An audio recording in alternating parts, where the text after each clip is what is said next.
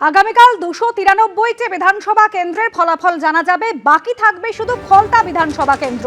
এই ফলতা নিয়ে বেনজির সিদ্ধান্ত নির্বাচন কমিশনের, পুরো ভোট বাতিল।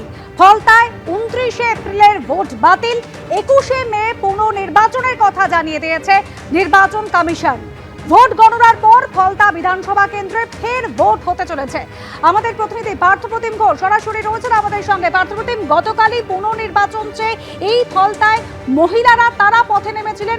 জাহাঙ্গীর খান ঘনিষ্ঠ তৃণমূল নেতারা তারা তাদের ভয় দেখাচ্ছেন এরকম অভিযোগ করেছিলেন। এবার পুনর্নির্বাচন হচ্ছে, আশ্বস্ত হয়েছেন তারা? দেখি, ফলতায় নির্বাচনের আগে থেকে কিন্তু বিতর্ক কেন্দ্রবিন্দু থাকে যে বিধানসভা কেন্দ্রই, তার নাম হচ্ছে ফলতা।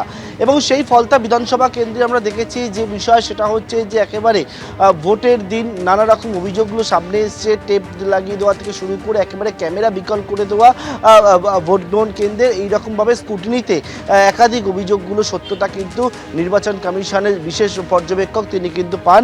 এবং যখন জাতীয় সিইসি যে নির্দেশ, সেই নির্দেশ অনুযায়ী সুব্রত গুপ্ত তিনি যান যখন ডায়মন্ড হারবার যে উমেন্স ইউনিভার্সিটি, সেখানে গিয়ে কিন্তু ভিডিও ফুটেজ খতিয়ে দেখে একাধিক বিষয়গুলো সত্যতা তিনি পান।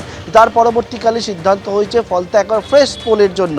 এবং যে জায়গায় আমরা দাঁড়িয়ে রয়েছে এটা হচ্ছে হাসিমনগর, যেটা ফলতা বিধানসভা কেন্দ্রের হাসিমনগর। যে হাসিমনগরে গত দুদিন ধরে অর্থাৎ শুক্র এবং শনিবার দিন দেখেছি এখানকার বাসিন্দারা তারা আন্দোলনে ফেটে পড়েন।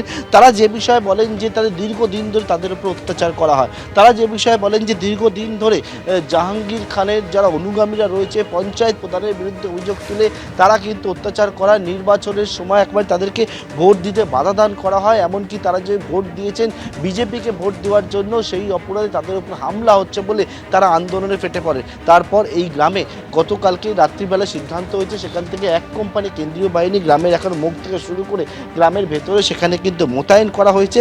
গ্রামের বাসিন্দারা তারা বলছেন যে একেবারে এই যে ফ্রেশ পোলের যেটা সিদ্ধান্ত হয়েছে তাদের দ্বারা খুশি। ধন্যবাদ পার্থপ্রতিম।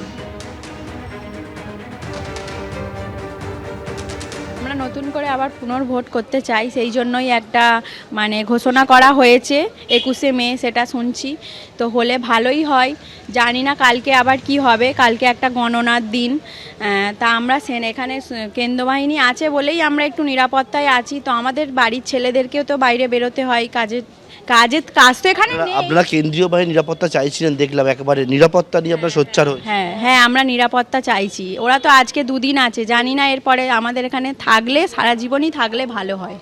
এই যে শাসন বা শাসানি, এটাই আমরা ভয় পেয়ে যাচ্ছি, আতঙ্কিত। দীর্ঘ বছর ধরে চলছে, কিন্তু কে বলবো, কে সাড়াটা নেবে? কেন্দ্র নিরাপত্তা থাকুক, ভোটের পরেও থাকুক। এবিপি আনন্দ, এগিয়ে থাকে, এগিয়ে রাখে।